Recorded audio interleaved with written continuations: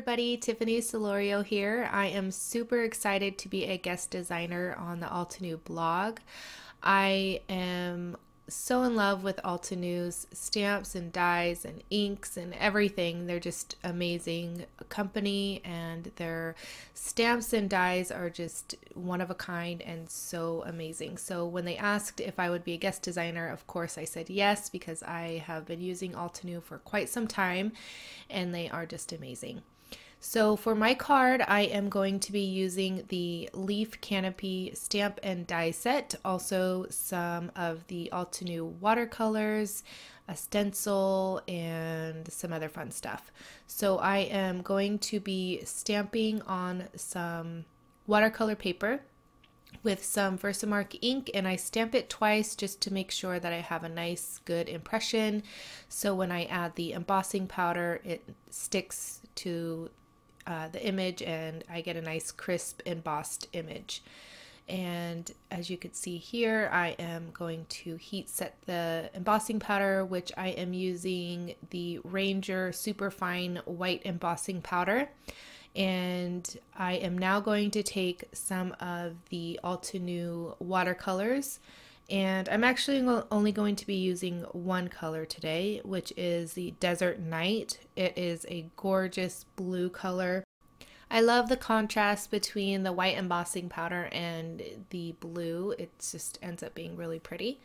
So what I do to color my images is pretty simple. I just take a little bit of water in my watercolor brush and add it to each of the petals, and then I'll take some concentrated color and then just kind of put a little bit on each petal, and then I'll go back in and kind of blend out the color from the end of the petal towards the color, if that makes sense.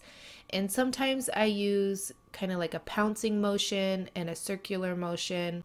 I just find that that helps me blend out the color a little bit better, because I'm not very good at watercoloring. I'm not a watercolorist at all. I just find this technique very simple, and when I found out that, that when I pounce on the water brush or use circular motion rather than strokes, it ends up looking a little bit better to me.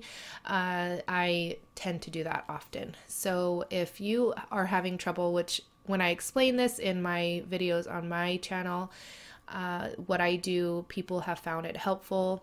I know that watercoloring flowers and petals and different things like that is a little bit difficult. It doesn't have to be once you kind of get out of your own head and just lay down a little bit of color, blend it out a little bit, and just let it do its thing. It ends up turning out really good. So, and you don't have to be perfect. It's not a contest. It's just this technique really relaxes me. So I hope that maybe that tip will help some people. And I'm just going to continue to color these petals the same, and I just, like I said, I add a little bit of water first, then I'll go in with some concentrated color, and as I am blending out the color, I do have a paper towel next to me, so I can kind of blot off a lot of that color. If I have too much color or too much water, then I can kind of do my thing. And I am using some Strathmore watercolor paper, and if that makes any difference to anybody. I did also stamp out and emboss the smaller leaf cluster. I didn't show that on camera just because it's just repetitive, so I colored that as well, and I'm not going to show all of the coloring just because it could get boring. So I finished that, and now I'm moving on to my card base, or my card front panel, top panel, I guess. So I am using some washi tape to tape down my stencil, and then I'm going to use some Versamark ink and a stencil. This is the Classy Stripes, I believe, stencil from Altenew, and I'm just swiping down the ink onto the paper. That way it can, as you could see, it just leaves a little bit of the Versamark ink so that I can use the embossing powder to heat emboss, because I am going to do some ink resist blending technique, sort of.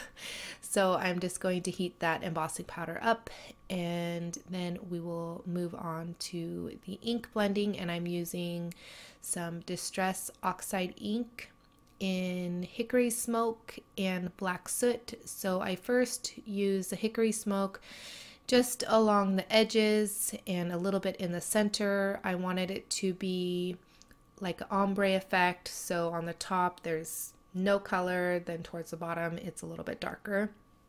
And so I'm going on the edges, and I do have an extra paper here and I use it to help blend, and it really works, especially if I feel like I have a little bit too much ink on my tool. I can kind of blotch it off, and it ends up working really well. So I go up on the top edges a little bit, and then I'm going to go in with the Black Soot in just a second here.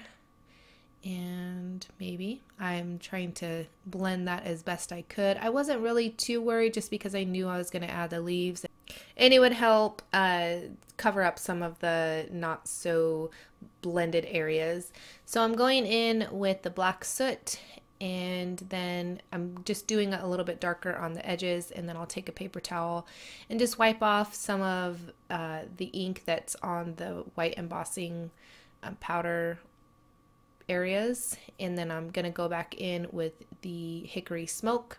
All right, so I took a black strip of paper and just stamped out "Thank you" in Versamark and embossed it with the white embossing powder, and then added just a little strip of gold just to add a little bit of extra something to the card. Now I'm going to die cut the leaves out with my Spellbinders Platinum 6 die cut machine, and then I'll set those aside.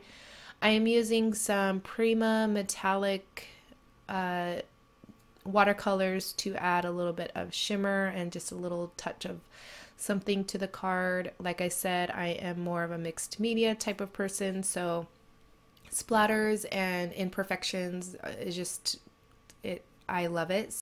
I think every added layer to any project, whether it's a card or a scrapbook page or anything, it adds to the end result of the card. Even if you end up covering a lot of it up, it just, like I said, it adds to the end result.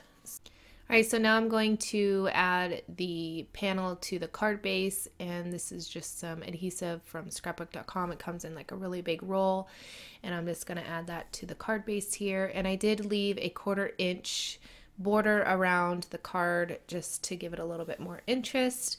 And now I'm going to add the leaves with some liquid adhesive from Tonic Studios, and I'm just going to add that one kind of in the upper right hand corner there. And I don't press it down just because I knew that I was going to have to shift it a little bit, so I didn't want to. This stuff dries actually pretty fast, and my go-to adhesive is actually Fabri-Tac, which doesn't dry that fast, but I'm out of it, so I had to use this, which I don't mind. This is great adhesive, but I like the Fabri-Tac a little bit better just because it doesn't dry as fast. So as you could see, I'm kind of fiddling with placement, and I'll kind of push everything a little bit and kind of get it exactly where I want, and then I can push everything down.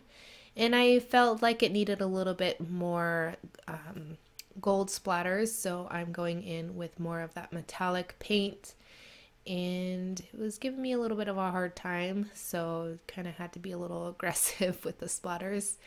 And then I'm going to add some enamel dots, and then my camera died in the middle of it. But that is going to complete my card. Here is an up close look at the card. I didn't add any dimension to the card. I felt the leaves were just perfect how they were. And I want to thank Altenew for allowing me to guest design for them. I truly have enjoyed working with their products, and I want to thank you guys so much for watching, and I will catch you guys later. Bye.